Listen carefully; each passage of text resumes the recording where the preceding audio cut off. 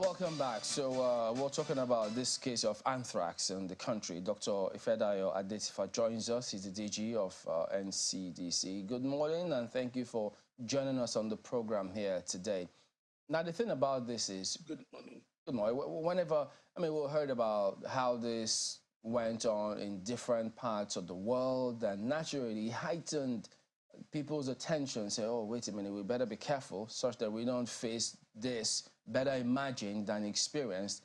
But now that this case came up in Niger, could you tell us, how do we describe it?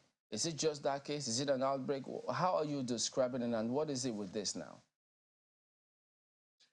All right, thank you. We are worried about any case of anthrax. So one case, as we have at the moment, is an outbreak, strictly speaking.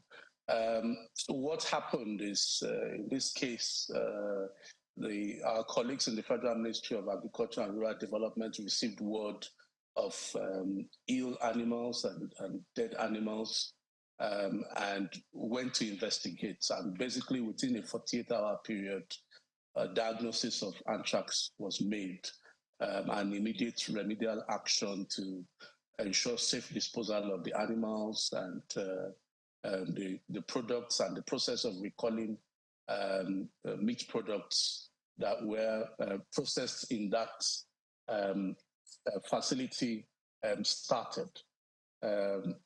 And of course, we were notified to look after the human health aspects, because this is a disease that crosses both the animal and human health divide, and therefore we are taking a One Health approach to the response. So back to you. How do these, because I know that yourself and all the experts there would have asked similar questions in terms of the origin. How do these kind of things break in the first place? Is it just one animal? What's the magnitude of this? Well, every disease often starts with one index case, as we call it, and sometimes you may know that case. Sometimes you may see other cases that are resulted from that case.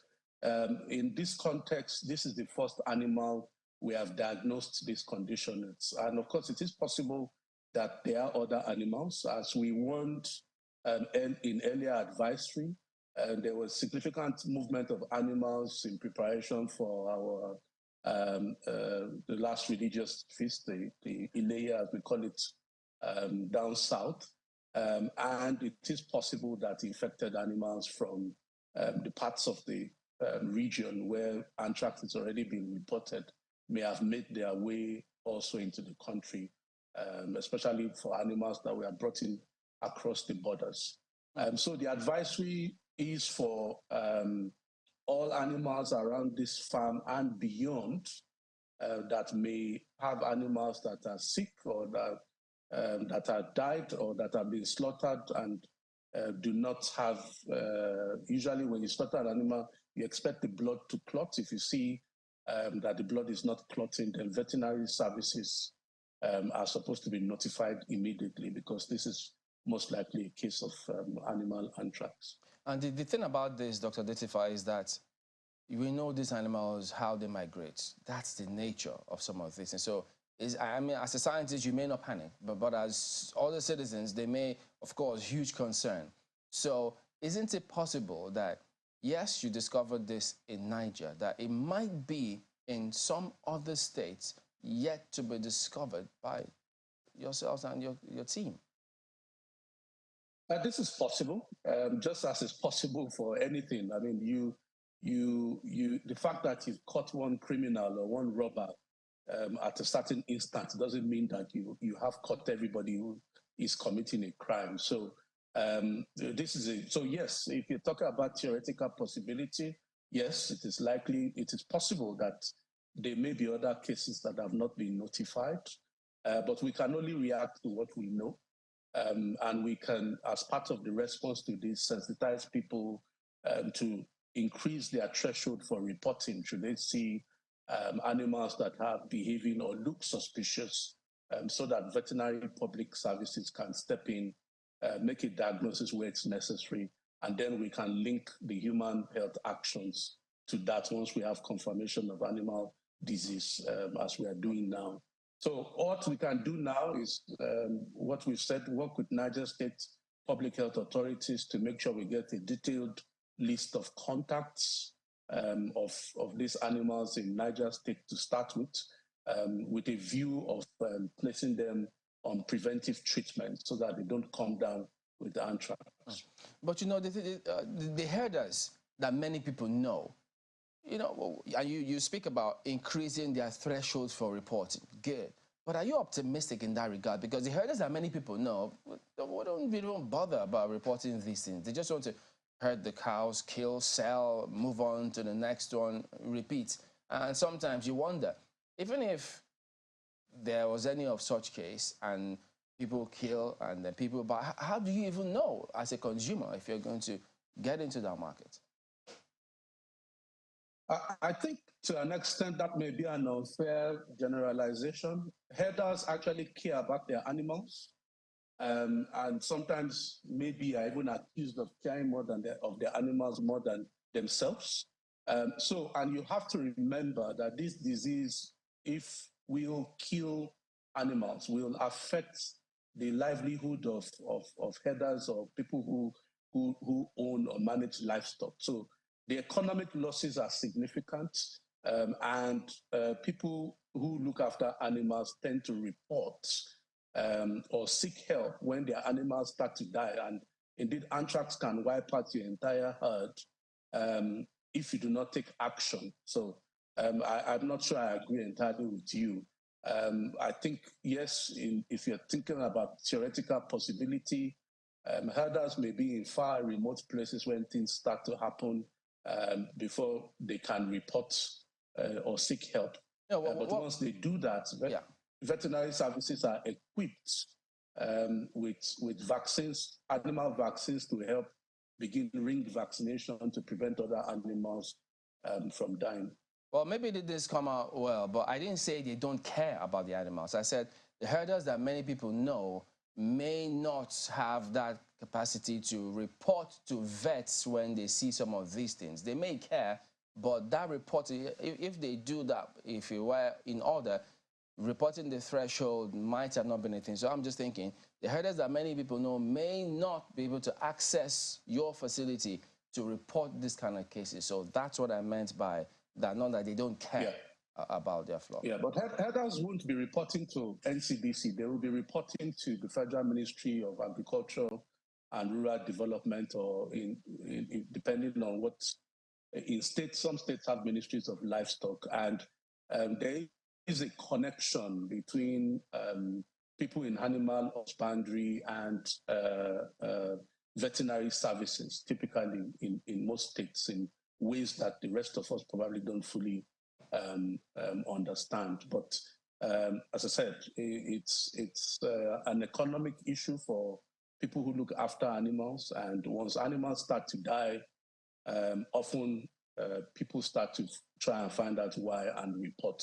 So it may not even be the herders. It's what we hope to achieve, especially with speaking to the media and other efforts of sensitization, is if people, anywhere people see acutely ill animals or animals dying, please notify animal and human health authorities. If you only have access to human health authorities, please report, because we can also reach out to our animal health colleagues to let them know, sensitize them to what reports we have received and get them to intervene. It's important. If the only thing Nigerians take away from this outing this morning is that when you see something, please report it. And we're talking now about sick animals. If you see dead animals, even in the wild, that it doesn't look like anybody has killed, but they are dead, please notify animal and human health authorities immediately. Do not handle the animals, do not touch them. Notify human and animal health authorities immediately. Back to you. A very worrisome, will I say, discovery right now, Dr. Adetifor. I'm trying to wrap my head around, anthrax. We know that was some biological weapon that was developed. How do you think that it could have gotten here so soon and out of the blues?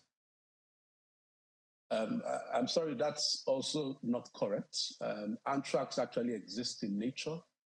This bacteria has the ability to exist in forms that make it very resistant to climatic or other extreme conditions and can survive in the soil for decades. So anthrax, the bacteria that causes anthrax is naturally occurring, and typically they are brought to the surface when people dig or interfere with the soil, or when animals are feeding or grazing. They ingest the spores or inhale the spores of this bacteria and can get infected. Okay, it is in recognition of the naturally occurring bacteria that, yes, there have been unfortunately efforts to weaponize it and use it in bioterrorism attacks, but it's not. So that's the way things have gone. It's not that it was developed as a bio weapon and then started to spread. No, anthrax actually occurs in nature. Back to you. Very interesting. So right now, I mean, if it occurs, I mean, as you said, I'm not going to say if it does occur in nature, but it hasn't occurred within our own natural environment. If this is the first case that the NCDC or even the vets reported, and it's been reported to the NCDC, then we have to ask precisely, well, you say it could have come from across the border. So it's not native. It's not a bacteria that is native to Nigeria. Am I correct on that? No, you are not. There is anthrax, as I say, in the environment. The difference in other places where anthrax occurs infrequently, including Nigeria, because it's not that we've not had cases. We've not had cases for decades, but anthrax has happened in Nigeria. And the typical nature of outbreaks when they occur is associated with the movement of animals that may be infected themselves.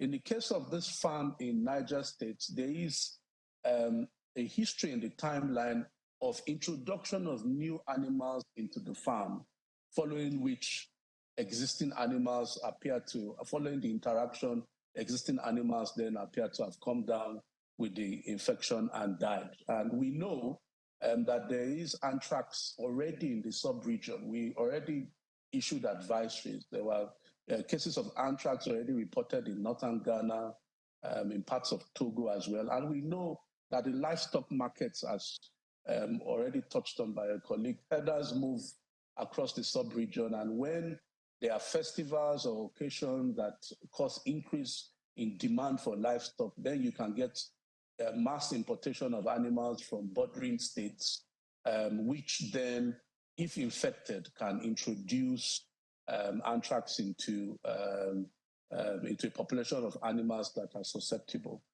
Anthrax is prevented in animals by vaccination. There's an effective vaccination. So in other places where there are high levels of vaccinated animals, then there are also fewer cases of anthrax. Is this something that occurs seasonally? Is this something that we should expect? I mean, we know that there are diseases that come up on a seasonal basis. There'll be time when, you know, certain diseases just, you know, happen. For instance, meningitis. Those are diseases we know happen in human beings. I don't know if meningitis occurs in animals as well. We know that, you know, the weather can affect that. Is anthrax, as you say that we've had anthrax, even though a lot of the papers I have seen this morning say Nigeria records first case of anthrax. You say that we've seen anthrax before in Nigeria. So how frequent would we say that this outbreak occurs? And shall we say how long will it last for?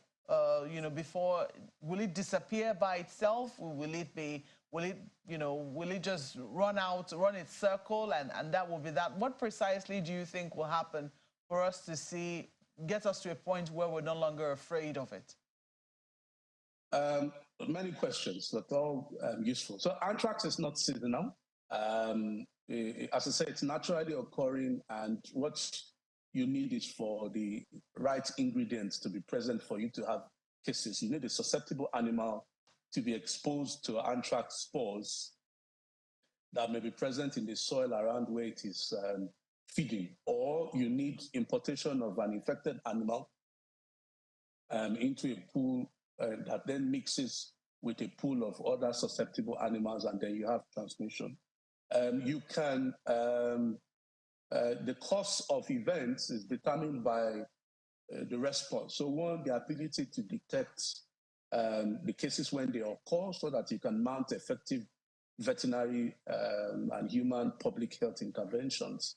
In this case, surveillance, animal health surveillance picked up and made a diagnosis of anthrax within 48 hours of notification of animals dying, which is good. Animals have been, dead animals have been safely disposed. Meat products already available on that farm have been safely disposed. Meat products that may have left the farm are being targeted for recall.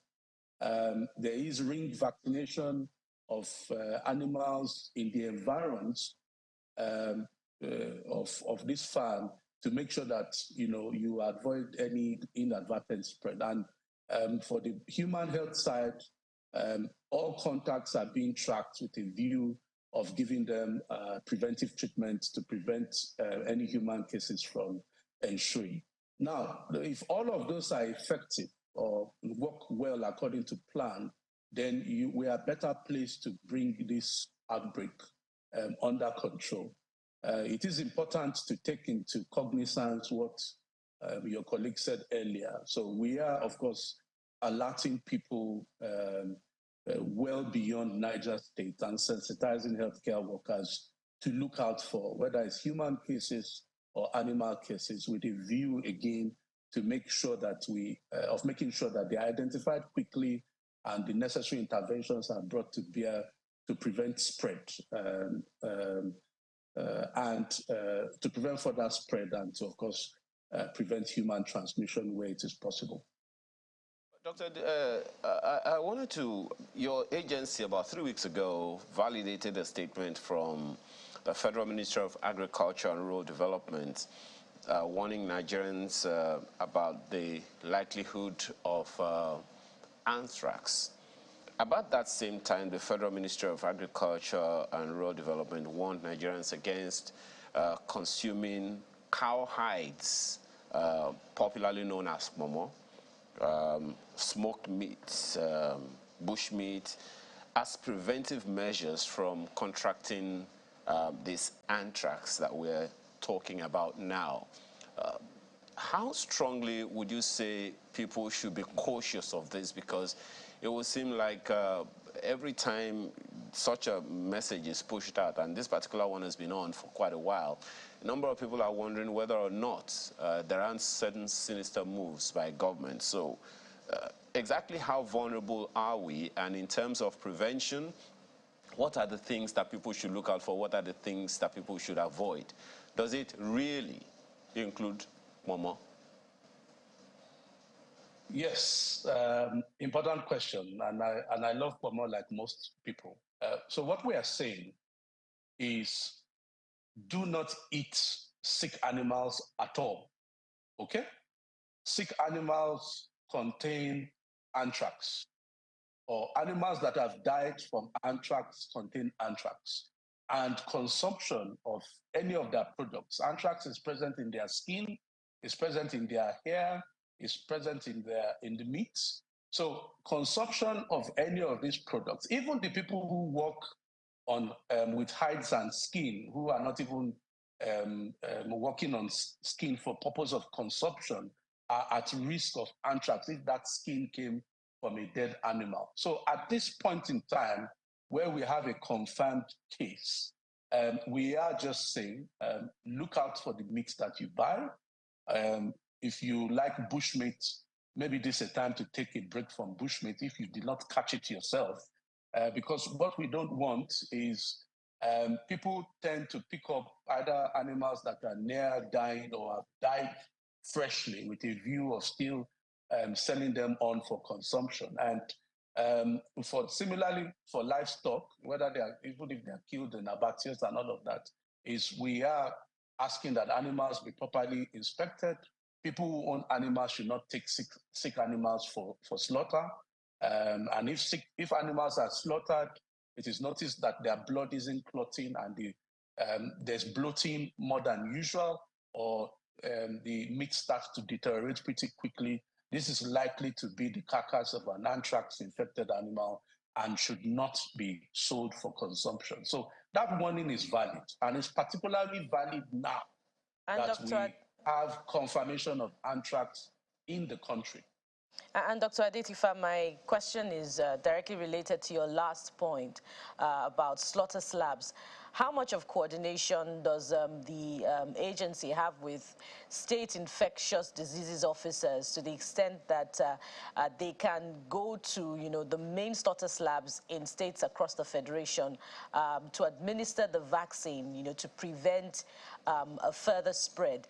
And also, in relation to that, if you recall the nature of other infectious diseases, i.e. COVID, is there a threat of transference, from animals to humans if, there is inevitable interaction between them, particularly during slaughter and buying and selling?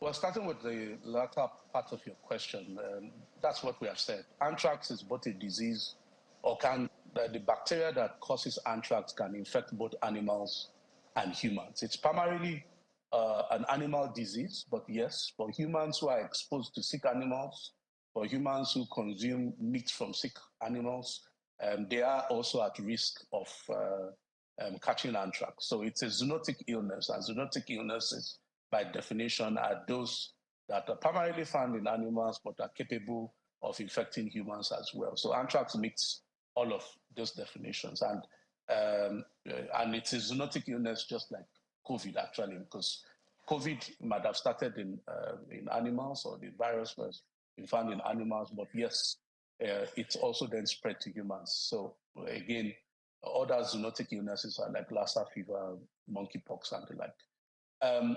The abattoirs and the meat sector are, of course, under the regulation of state ministries of agriculture and rural development, or livestock as they may be called, and they have full access to abattoirs, and indeed are meant to regulate abattoirs within states. And of course, these authorities, including the veterinary public health officers or veterinary services in respective states now, are being notified by our colleagues in the Federal Ministry of Agriculture and Rural Development to be on alert and to look out, including sensitizing the public and meat workers about the likelihood of anthrax. Well, Doc, just one last one for now on this issue. The Senate, a few days ago, suggested that your agency and the Ministry of Agriculture and Rural Development, along with the Ministry of Health, should urgently embark on a nationwide vaccination of livestock against this anthrax spore. How do you respond to that? Is this something being considered by the NCDC and others? Again, we like, the idea that the NCDC is always mentioned as being responsible for everything. I know that this represents or reflects the trust of authorities and the public in the agency. It's important to highlight that we don't look after animals. The animal sector is under the jurisdiction of our colleagues in the Federal Ministry of Agriculture and Rural Development, and specifically under the veterinary and pest control services. There are vaccines to protect animals present in the country, I think even produced by the National Veterinary Research Institute. At the moment, the strategy, because you have to deal with response to the situation we have on hand, the strategy is to conduct ring vaccination around suspected or confirmed cases.